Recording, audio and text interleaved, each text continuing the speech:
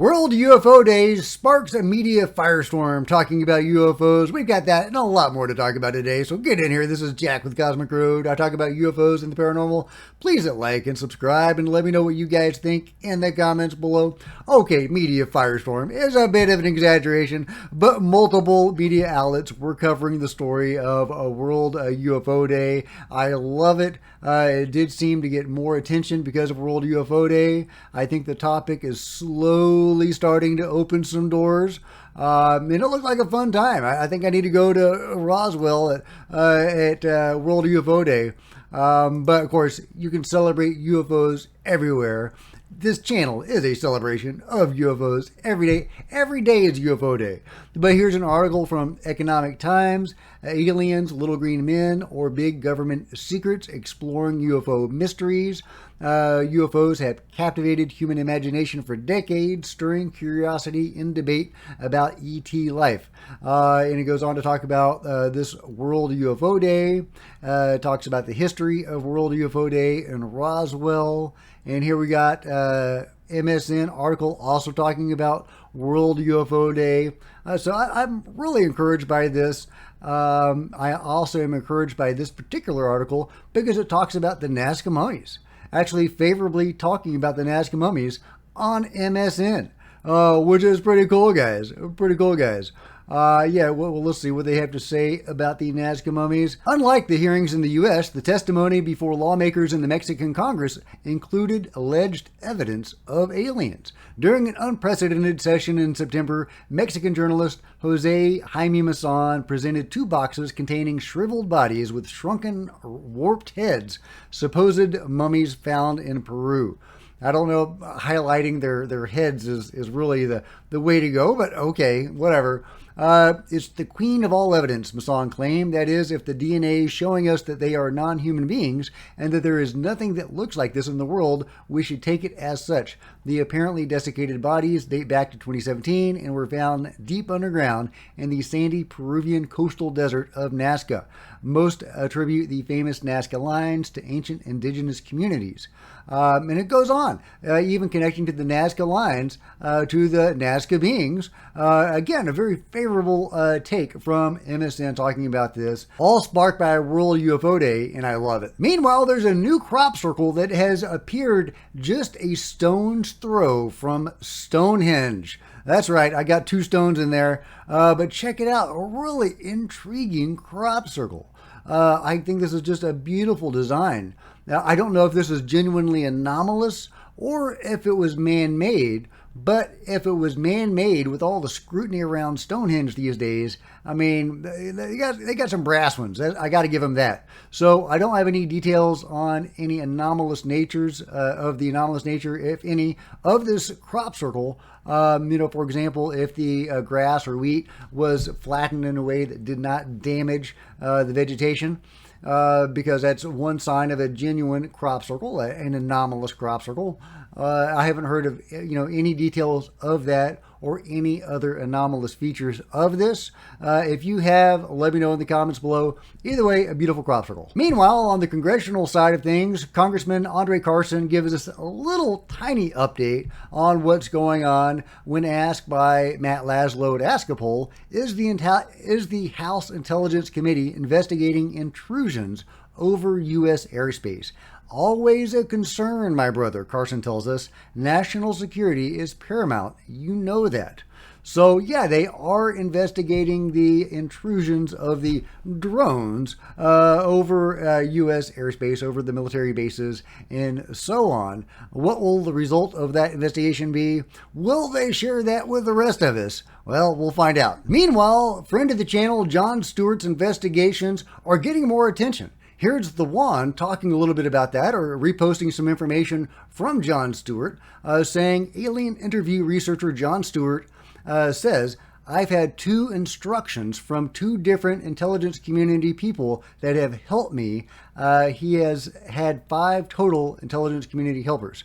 1, don't talk about categories of aliens. 2, don't talk about any future events. Do this and you'll be fine. The Wand says, those 2 topics being apparently off limits to Stewart tells me a lot. Info from Stewart's recent interview from Sean Patrick Hazlett, link below. Love Through the Glass Darkly. Go check out his interview with Sean. Awesome channel. Another friend of the channel. Hope to talk to Sean soon. I hope to talk to Jon soon about some of these recent developments. Either way, I love that Jon's investigations are getting more attention, and I'm very interested in what Jon has to say here. Don't talk about categories of aliens. Why is that so sensitive? Don't talk about any future events. I can kind of see why that would be sensitive, but let me know your take in the comments below. Jon also posts this. The Hunting Victor team found and spoke to Victor. Check. And Victor, of course, is the mysterious man who released the alien interview video to the production company. Proved DIA equals aliens. Disproved S4 facility. Check. More information about that in a minute. Proved S2 Alpha building. Check. Proved Lazar story true. Check. Found 2 telepaths. Check. I can't wait to find out more about these telepaths, Jon. Proved DNI is real. Check. Proved Major Mac is real. Check. Revealed a new ET name. Check. Saber is the new name, and he's talked about that on the channel. Very intriguing. When I asked him, has Victor admitted to being Victor? Jon said, nope, but he did say, yes, those 2 photos are identical, my God, even the front hairline is exact, but I can't say it's me. Yes, the way Victor folds his hands at the wrist is something I do. What did the director tell you my name was? So, yeah, interesting conversation with the man who might be Victor. I can't wait to find out more if this is indeed Victor or if it's not. But either way, great investigation by Jon. Now, when asked about how you can disprove S4, but at the same time prove that Lazar's story is true, wasn't Lazar the one who mentioned S4 for the first time? Jon clarifies, S4 is not the entire alien reverse engineering facility. It is a level. The level resides under S2 Alpha building. I am splitting hairs, but that's what everyone does to me, so totally understand, Jon. Either way, great information. Meanwhile, set your clock, guys, because July 6th is right around the corner. From the People's Disclosure Movement, they are doing their monthly CE5 ET Contact event. Of course, this is orchestrated by Costa Macreas, who is a friend of Danny Sheehan, and he organizes the CE5 initiatives. I'm hoping to have an interview with him later this month. I think he's a fascinating gentleman, and the things that he's doing are amazing. So I'm really looking forward to that. Either way, if you are interested in participating in this worldwide CE5 initiative every month, there you go. I totally encourage you to do that. Be safe. Go into it with love and light. Costa says we are now in our 14th year of contact. Pretty cool. Meanwhile, from coast to coast, Pennsylvania community sees Sasquatch as possible answer to tourism woes. A Pennsylvania community in the heart of what is believed to be the state's proverbial Sasquatch country is considering a variety of ways to celebrate the creature in the hopes of drawing tourists to the town. According to a local media report, the bold Bigfoot embrace is being bandied about by officials in the borough of Derry, which borders Chestnut Ridge, where a series of notable cryptid and UFO sightings famously occurred back in the 1970s. Now the community hopes to take advantage of the location's notoriety in paranormal circles by fashioning itself into the gateway to Pennsylvania's realm of high strangeness. It goes on to say that maybe it could become the next Roswell or Point Pleasant. So if you're a Bigfoot head and you want to support the local industry and maybe see a Bigfoot, check out Pennsylvania. Speaking of Bigfoot, I think Bigfoot can be crossed off the list of those that might be responsible for the disappearances of people, like, for example, the missing 411 phenomenon, but maybe not. I don't know. Let me know what you think. The top map shows cases where people have gone missing. And the bottom shows America's cave systems. Now, I've shown this before, but it's been a while. It is shocking where all these disappearances have occurred in relationship to the cave systems. Are beings from these caves making people vanish? obviously a horrifying thought. There are obviously repeated stories of beings that live underground, including potentially the Nazca beings, although they're pretty small, although there's some big ones too. But reptilians and Greys and even Nordics are said to have dwellings deep underground. And some think that those beings may be responsible for the disappearances. Entirely possible. Now, here is a map of Bigfoot locations, Bigfoot sightings. I think Bigfoot is safe. I think we can cross Bigfoot off the list. There's definitely some overlap there. But Bigfoot is over a much wider area. I mean, Bigfoot is all over. Basically, wherever there's a forest, there's a Bigfoot.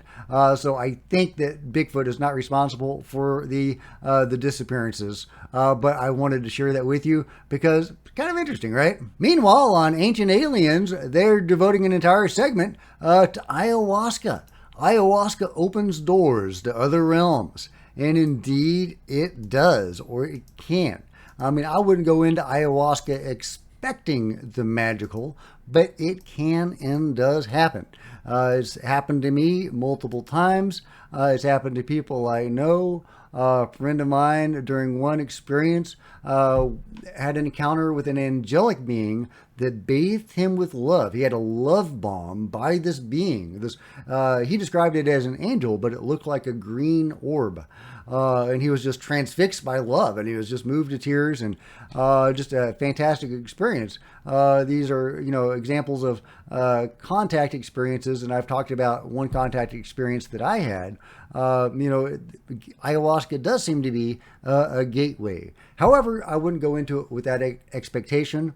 I went into that with that expectation originally. I was actually hoping to have an out-of-body experience. That's why I went to my first ayahuasca retreat. Instead, I got a physical healing of a crippling, chronic physical condition. That healing changed my life. So you don't always get what you expect, but ayahuasca is amazing. Now, it's not for the faint of heart. It can be very challenging. You have to purify yourself before the ceremony. The ceremony itself can be very challenging. It's not something you do, for fun, but it is transformative and powerful. A lot of people use ayahuasca to get off of drugs, interestingly, right? Because it is a drug in a way, a medicine. Other people use it to heal from trauma, to deal with things that are going on in their lives. It allows you to go to deep places within yourself and work on things that maybe you didn't even know you needed to work on.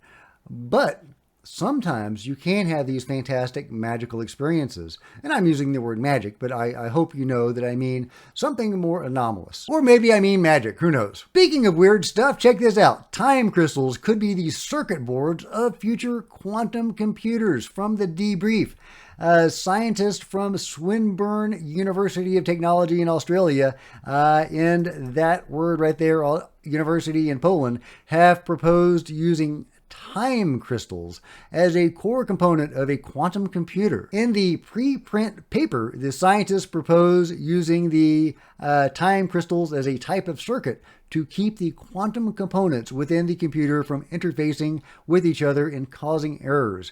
While more research is required in order to check the feasibility of the idea, it could have significant implications for the future of quantum technology.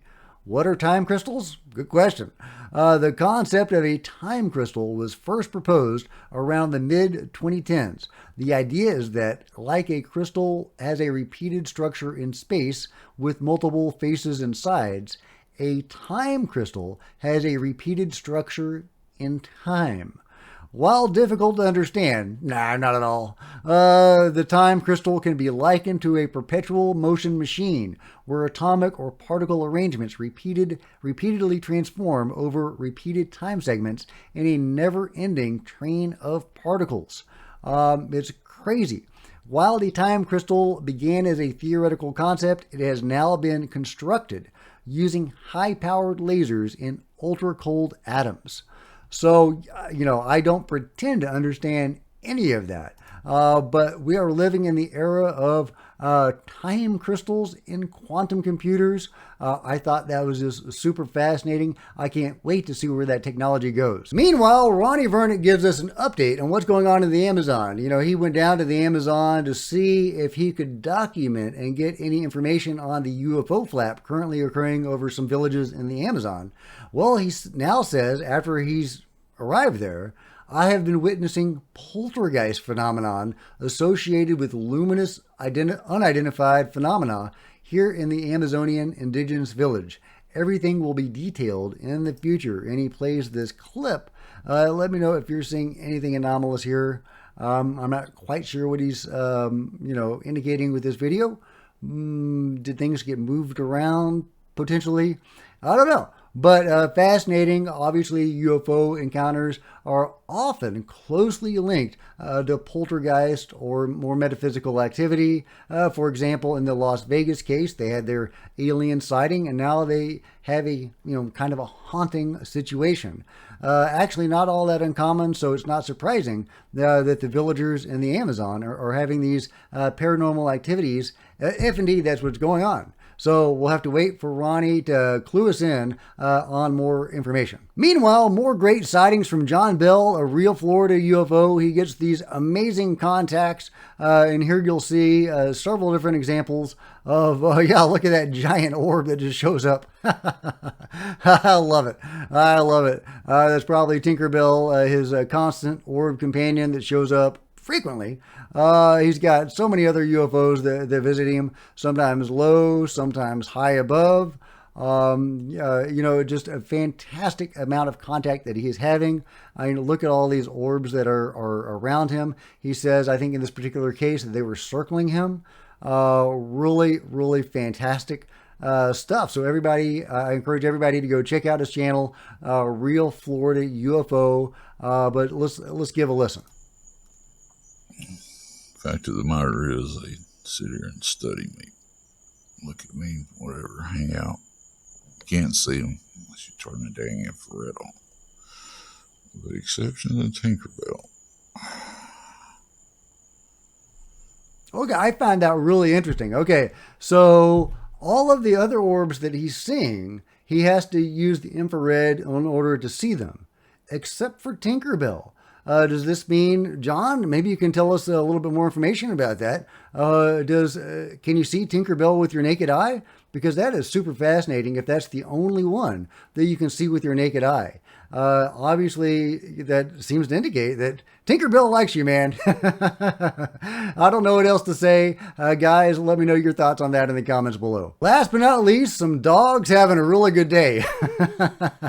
Oh, look at this, guys. Man, those guys are having so much fun. Yeah, makes me wish I were a dog.